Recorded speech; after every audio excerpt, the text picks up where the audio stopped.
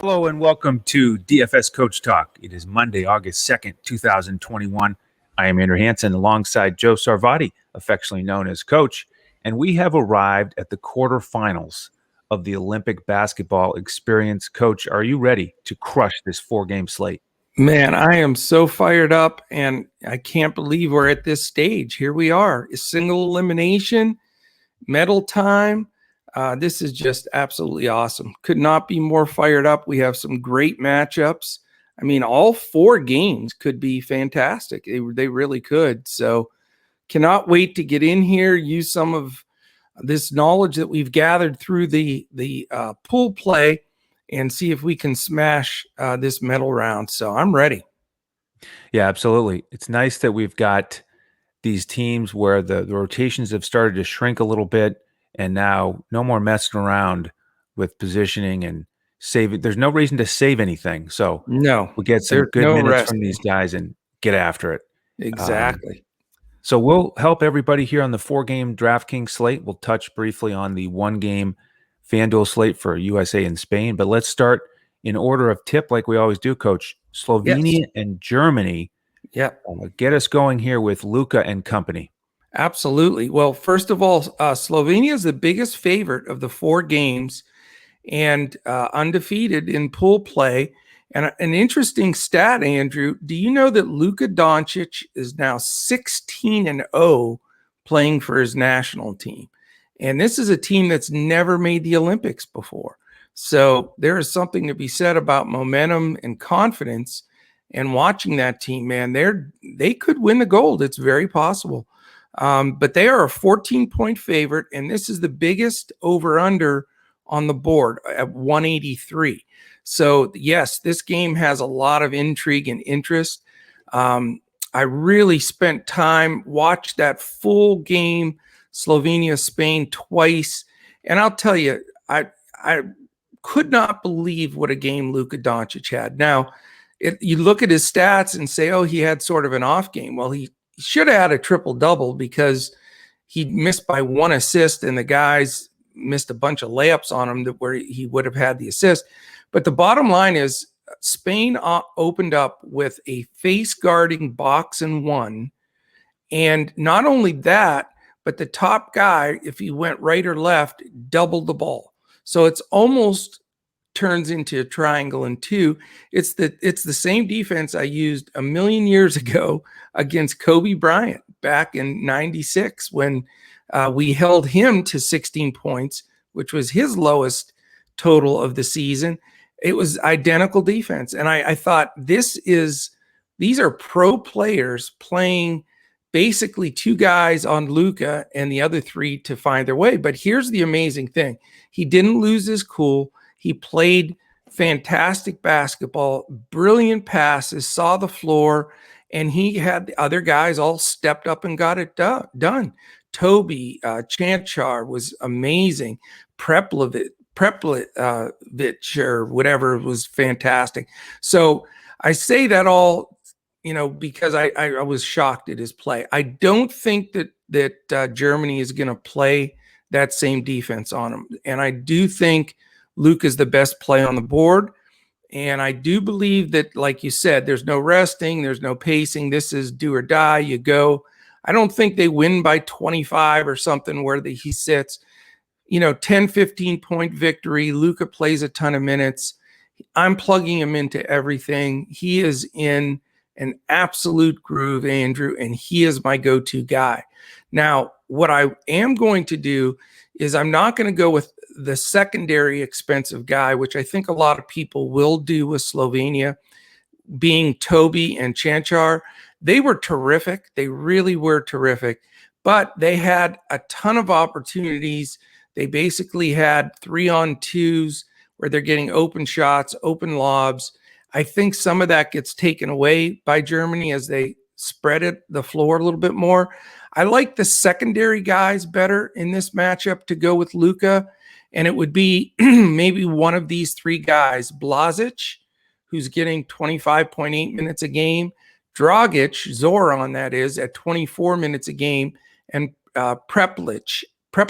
He's He looked fantastic at the end of the game. He doesn't miss his free throws. He got 23, but I think he may get 26, 27. So after that, I'm not going with the rest of the group, but I do want exposure, even though there's 8 teams and, we've got to go through them all. I can find myself with a minimum of 2 guys from Slovenia, including Luka and either Blažić, Dragic, or Prepelic. Yeah, I think those are the key 6. And certainly love Luka here. Probably the best upside of anybody on the slate. The problem is that he's the most expensive. And for me, just to give an overview of the whole slate here, the way I'm looking at it, there's 3 builds that I like. One of them is Luka and Durant, because Durant is the other favorite pay up that I've got. And then you could go a build without Luka or a build without KD, because 13-2 is a lot, and we're back at a 4-game slate where you have some different options. Somewhere between 6 and 9,000. You've got a lot of key players that I think are more playable now, and there's more options in that price range. Earlier on in the Olympics, it was 9 or 10,000 or 3 or 4,000. Yeah. It really has changed. What's amazing, though, and I got to say this because I can't believe it, and ended up right on the nose. When the Olympics opened and Luka was 10-8, I said, I think he should be like 13-2. Yep. Remember that? Yeah. It's on tape, 13-2, and that's where he's at. He's finally there. Definitely deserves it. Crazy. So Luka, definitely in play for me. He's in my first lineup. Yeah. Chanchar and Toby, like you said, they're solid. They're playable. Don't know if I'll go with one. If I go with Luka, I probably won't. And those other 3 guys are definitely the fill-in choices. Prepelic, I really like. He's that shooting guard option. Well, Right. They all are, Blažić and Dragic. But I like how he sort of that, when Luka sits for a few minutes, he'll run the show. Like you said, he hit his free throws 9 for 10. That's the one thing he should talk to Luka about, is getting that free throw percentage up. But definitely want some exposure to this side in the highest total on the board. Let's turn to the German side here, and they are into this quarterfinal round with a 1-2 record. Pretty solid pricing here. They're one of the cheapest teams overall. Yeah. You've got Lowe at 7,200, who, he had a down game last time, but I think he's definitely playable in a high-scoring game. Obst continues to be scoring dependent, but scoring it pretty well.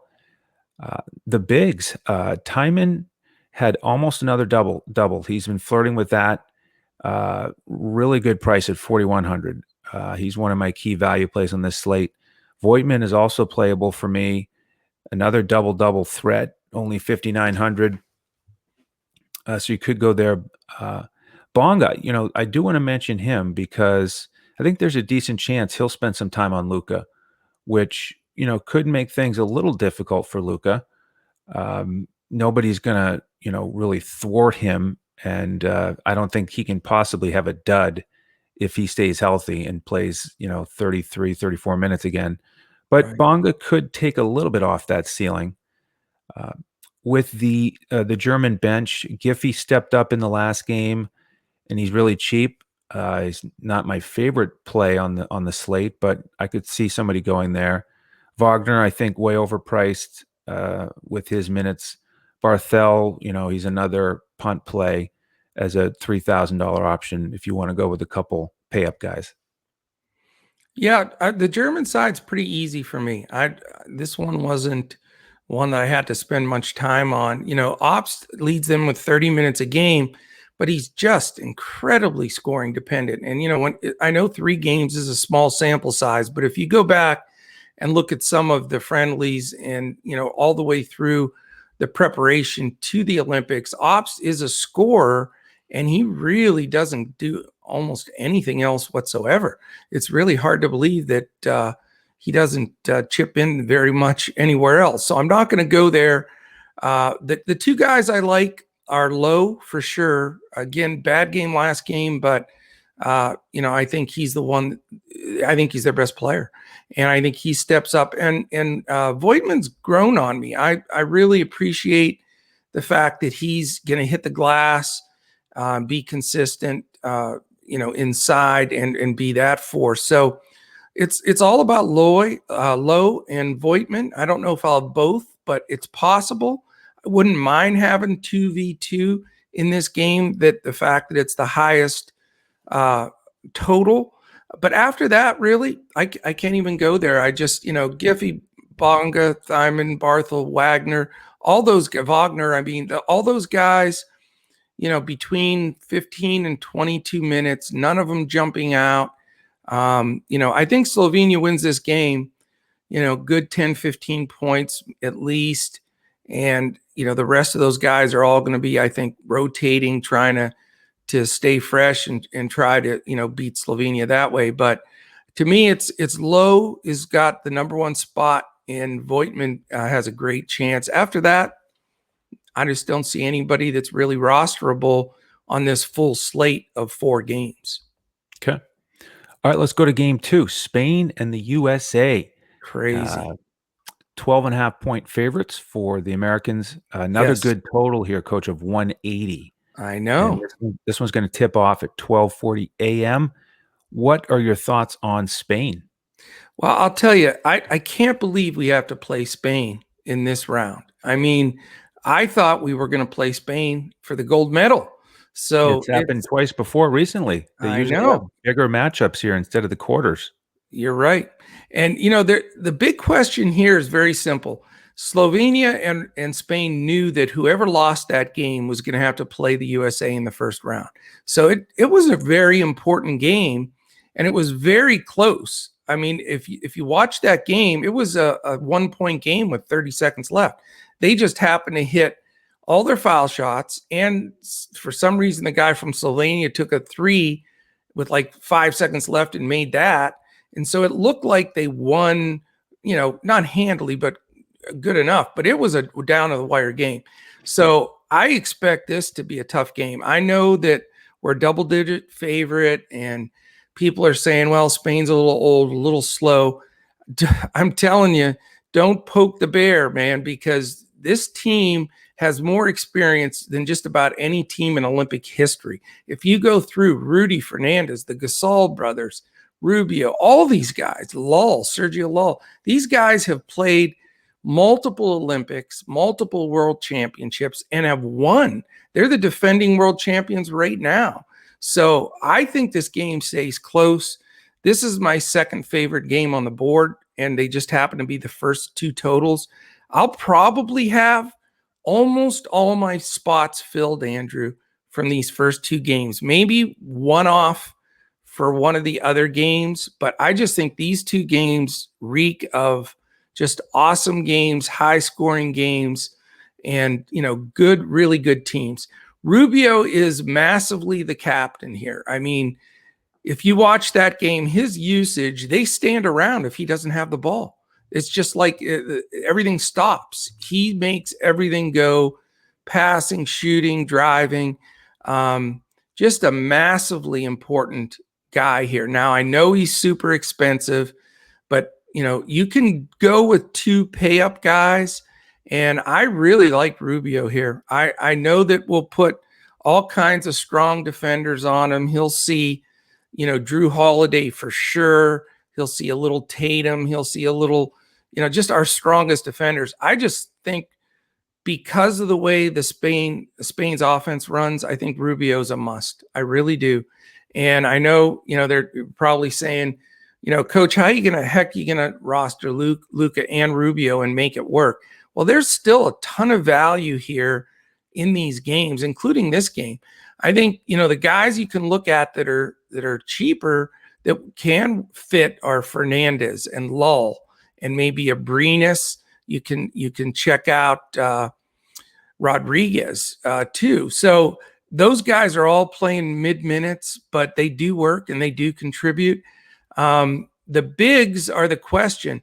I'm not going to be able to afford to go to the bigs, and they're splitting time anyway with Gasol and both Gasols and Hernan Gomez getting a little bit of time, and just I think they split that up enough that we don't have to worry about trying to determine which one to go with. Now, Claver had a phenomenal game.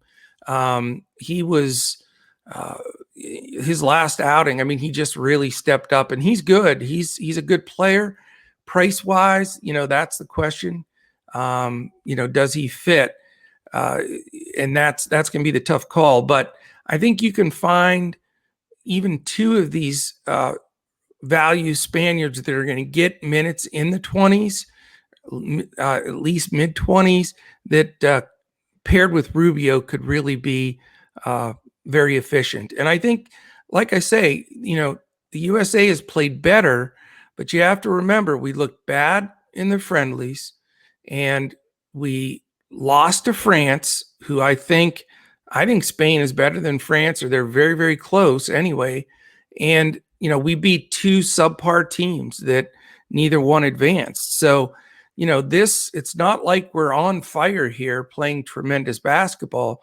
KD really stepped up this last game, but I think this is a close game. I think that you really need some exposure from the Spaniards. Yeah, so for me, it's depends on the slate here. On the 4-game DraftKings slate, I don't like this game very much.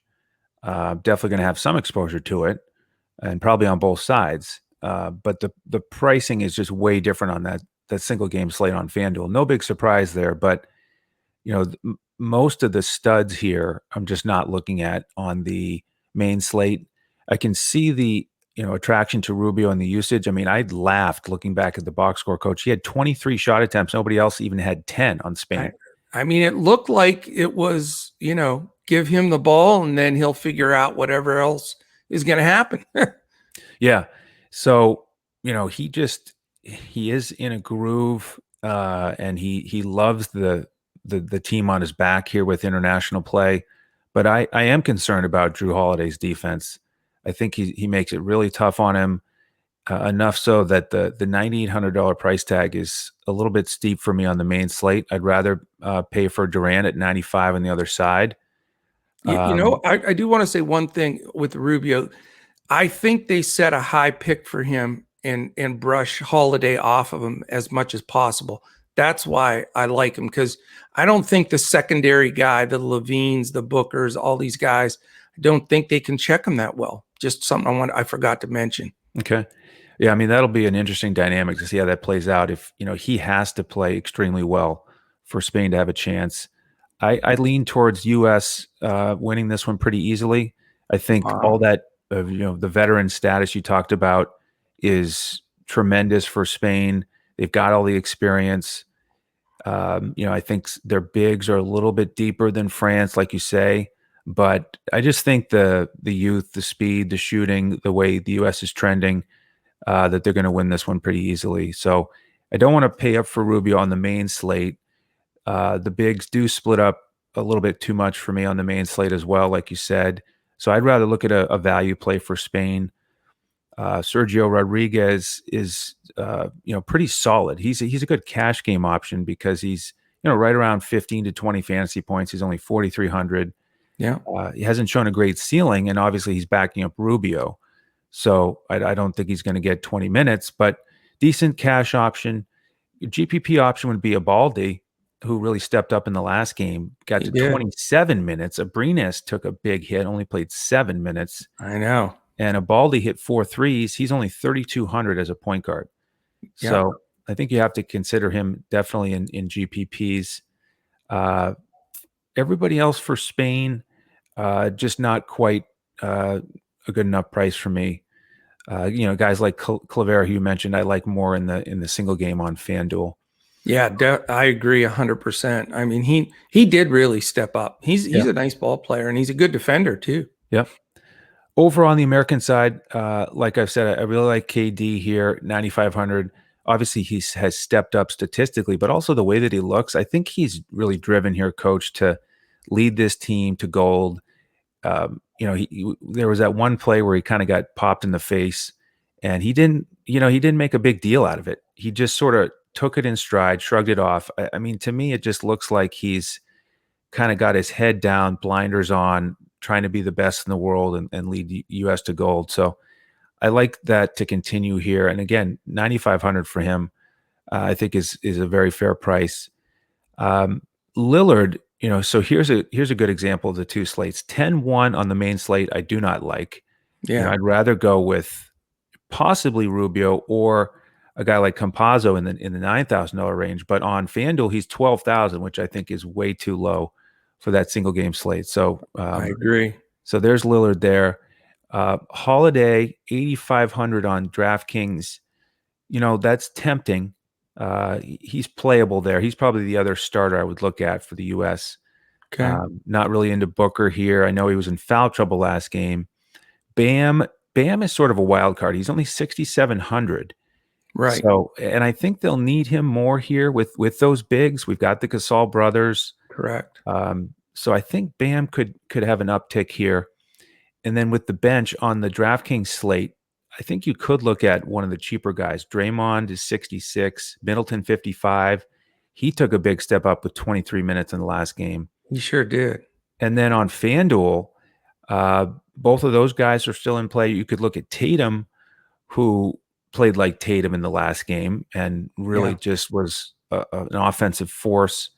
So 13.5 on FanDuel is playable. So, I'm going to be heavy on the U.S. in the FanDuel showdown, but on the main slate, KD is my first target, and then maybe a value play, or not a value, but a mid-tier guy like Draymond or Middleton.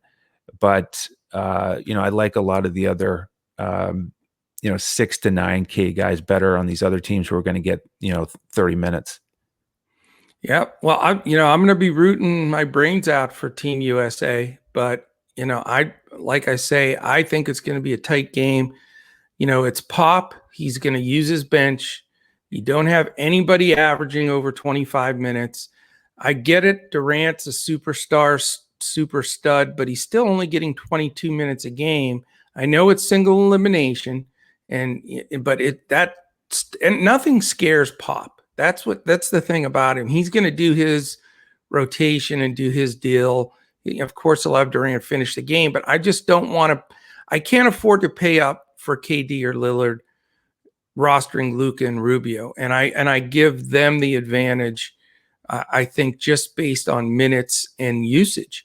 But again, Lillard, great play on FanDuel at that price.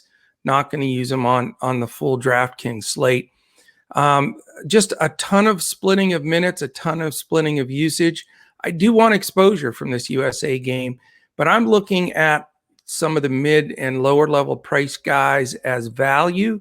And that would be, I agree. I think Bam, who's averaging 20 minutes a game, I think he sees 25 to 28 minutes this game because the sheer size of that front line of Spain, they need him in there. And yeah, McGee will come in a little bit, but Draymond, he's 7 inches shorter than most of the bigs from Spain. And I'm talking like all 4 of the bigs from Spain. So I think an increased role for Bam, I think he can step up because he is a lot quicker and more athletic than the bigs from Spain. So he'll be able to get, it's not like he's going against another, real athletic big like he has in a few of these other games. So I like Bam the best on the USA side. And then I want to use a real good value guy here. And I'm looking right now at Middleton just because of him trending up. He had a little bit tougher adjustment to the big travel to get over there and rushing to get part of what they're doing. Drew seemed to adapt quickly, but it took Middleton, 3-4 days. But he seems to be hitting a stride. I think he's getting a nice chunk of the rotation now. And they're going to need him on both ends of the floor, offensively and defensively. So I'm leaning to Bam and Middleton as my top 2 guys to go to because of the affordability. And, after that, though, I just don't want to spend the big prices. I think Team USA has been overpriced throughout this entire tournament.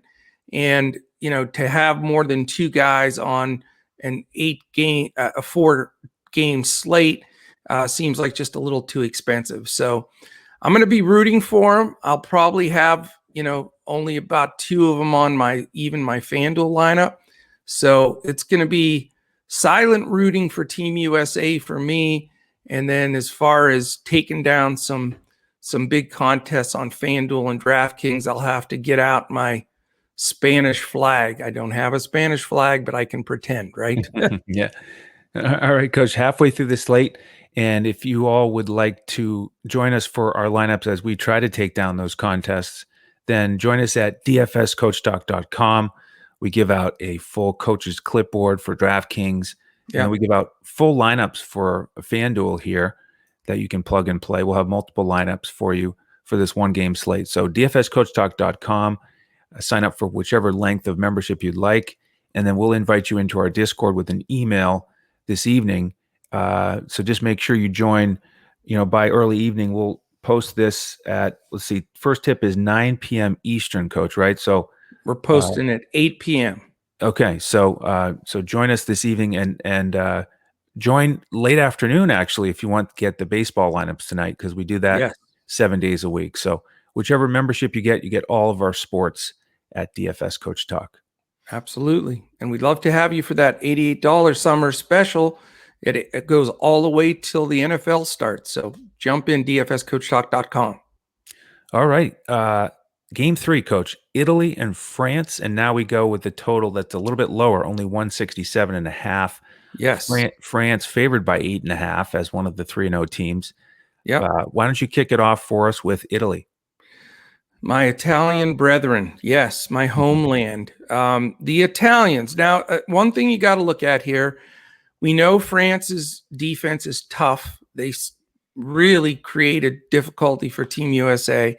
Italy scraps and gets after it defensively. And this is 15.5 points lower, or 14.5 lower than the Slovenia-Germany game. And that is a concern. We know those DFS points per minute, when you reduce the amount of points had, it has a direct effect. On top of that, with the Italians, is they have not pushed their guys. They have used their bench. Their key guys all average between 13 and 28 minutes, and that's a full group of 10. So, not the team that I want to really jump on. Now, Fonachecchio has been their best player. Absolutely. He's averaging that 28 minutes, 18 points, and he gets some peripheries as well. He's the number one option for them. I think he has made himself, pretty well to be known here as the best Italian this Olympic Games. Tonet's been good. He can score. He's getting minutes. Periphery a little shaky. Pricing borderline. Nicolo Melli, he had good games, bad games in this first grouping. A little expensive. 25 minutes gives me some concern there as well. Now, I do like Polonara a little bit. He's at 24 minutes, and he hasn't been shooting great, but he can shoot it. He really can. And he's good from the line. He gets some rebounds, assists. I think he's a good all-around player, a safer play, and a little bit more of an affordable play. So I like him. Fonachecchio and Polonara are my two favorite there. The guys that I'm looking at, if I need one more super value play that I do think will get good minutes, Mannion, Pejola, Vitali, and Morishini. Those guys all deserve a look.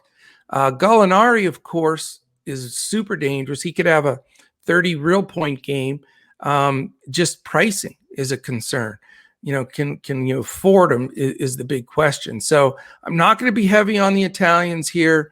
I'm looking at one or two values, and then the possibility, if I find a way to fit Fonachecchio in there, that would be wonderful. But I think this, I believe, not just because of the Vegas total, I actually completely agree with Vegas. I think this will be one of the tougher defensive grinded out games, the toughest of the four.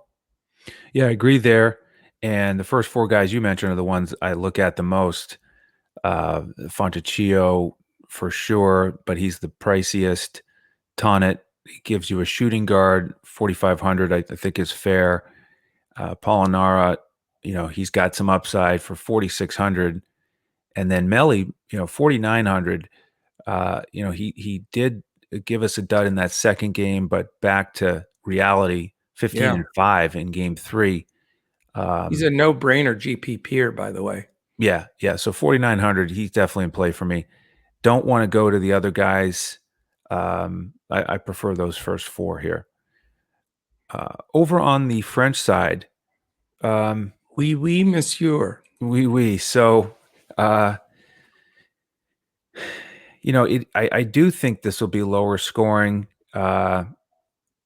Nobody, jumping off the page in terms of the leaders here, the guards, DeColo. Yeah, he could do it. At 78, though, is a little pricey. Fournier, 83. Probably not because he's so scoring dependent. Gobert is overpriced for me at 87. So for me, it's more of maybe a one-off value play. Batum is 5,400. I think that's fair. Yabusele, 3,500 might be my favorite potential play here. He got back to 19 minutes last game. He kind of helps things work. Or you could go with Hurdle off the bench for 41. He's been a really solid scorer. And then Poirier, 4,000 as a center. Again, not the best floor, but I think he's the most talented big. And the Italian bench, they don't have a good big to shut him down while he's out there. So I think he can, clean up on the glass a little bit more while he's playing. So, really both sides of the ball here, Coach. This is all about a value play, a one-off here or there. 100%. In fact, this will be our time saver. If you're trying to listen to this podcast and you're trying to squeeze it in, I'll make it a little quicker for you. You've got 11 of the 12 French players averaging between 14.7 and 25.2. That is an unbelievable rotation and depth. However, it crushes you in DFS. Fournier's too scoring dependent. All the rest of the guys, just shared minutes, shared usage. It's a slower pace against a decent Italian defense. Pass. Okay. All right. Game 4. Let's see what we have left here for the 8 a.m. tip. It is Australia and Argentina. Australia, another 3-0 team, favored by 8.5. A little bit better total than the last one at 171.5, but not in the 180s. So talk to me about Australia here. Yeah, this is the game that I think is going to be a blowout. Australia's only favored by 8.5. I think Argentina is not good. I think they were overrated coming in. Their best years are behind them. I think Australia comes in here in just crunch time. I'm talking 15, 20-point victory, and it's only an 8.5 spread. So I'm going out on a limb a little bit there. I just think Australia is way better. I think they're deeper. And, right now, other than the washed up Argentinian players, they have even more experience. So on the Australian side, I can't afford Patty Mills. You've got your regular options that I've been playing throughout these playoffs. I think Joe Ingles is a reasonable play. K has been a big plus for me. He has not let me down very often. I mean, he gets his rebounds, he scores. He's getting a solid 28 minutes, and his price has remained reasonable. So he's on the list. The other two guys I like are Thybel and Exum again. I think they're both playable. I know that their minutes have been a little fluctuating, but they're still averaging 21 minutes. And in a game like this, where I think they'll have a little bit more lead, I don't think they'll have to push Patty Mills or even Ingles to overextend minutes. I think, they'll feel confident and comfortable with a Thybel and Exum in there and their experience. Now, they may not go to the third group with Sobey and Green and Reith and some of those guys, but I think that the in-between guys like Thybel and Exum could be nice plays here. They both are capable of having big games. Certainly both have GPP potential, but I'm really looking at possibly putting one of these two as a value play into my main lineup. Again, I'm not going to be real heavy on this game. I'll have more exposure by far in those first two games. But I think that a key player or two from Australia here, the ones that will get that 25 to 28 minutes, I think is going to be a big plus. And I think it's going to be very necessary in your build. So pretty simple for me. If you're not going to go up for a combination of, like Andrew and I were talking, if you're not going to go with a Rubio, Luka, Durant, and Lillard, two of those four, I've already gotten two of those. But if you only have one of them and you're trying to build out, Mills is still a fine option, but he's up there in price too. So it would eliminate owning one of the others. So, tough choices. But again, I think they handle this game well enough that we may see bigger games from Patty Mills in the next two. Yeah, I chuckled again with Mills because he also got 23 shots in that last game like Rubio. Know. They just keep feeding him 15 threes. Yep. You love it, but, he's obviously not a big rebounder. And at 10-5, that's a lot. It's just too much for my taste here. Ingles, much better price, but not even close to as much usage, just sort of, taking the occasional three. Right. I also prefer this side for a value play. K, very solid, only 4,800. Landau next to him, 4,700 as a center. Both of those guys are in play for me. And then, the other guys would be a GPP. Like you said, Thybel, his price is getting close to attractive, but still at 7,100. Yeah. I mean, just compare it to Fontecchio. I'd rather go there. Thybel continues to pile up the stocks. So if he gets a few more buckets, then, he could be a key play, but he's still right on the borderline with price. And then Exum, GPP only. Yeah. Over on the Argentina side, sounds like I like them a little bit more than you, Coach. I like how they, fly around. Will they hit their threes? Last game, Campazzo did. He was 5 for 9. La Provitola did not. 0 for 8. I know. Tell me about it. He was on my squad. I know. 29 minutes. So if he turns it around at 6,200, he could pay that off. Campazzo, how about 17.7 rebounds, 11 assists? Unbelievable. Talk about hustling. Oh, hustling and just intense. You got to love the way he did the jersey rip too. Right. You got to love that. Yeah. So he's playable for me. Are you worried about Campazzo's price though? Yeah, 92. I mean, he's not my first lineup. He would be the, if you fade Luka, then he's a guy that I would consider. Scola was really nice in the last game, 23 and 10. 8,800 is a little bit tough. Brasino stepped up 30 minutes. How about that? Yeah. I had him in there. I stuck with him by the skin of my teeth, and he paid it off. But his buddy Lapper Vitola sunk the ship. Yeah. So Brasino, definitely a value play to consider. Yeah. Delia, another solid option, 5,200. But he's been good. He has been good. I lean a little bit more towards the Australian side with those bigs who are a little bit cheaper. Yeah. And then Vildoza, not the worst play at 4,700. Deck, a little pricey at 79, but he was more like himself in the last game. Yeah. Again, GPP option at that price.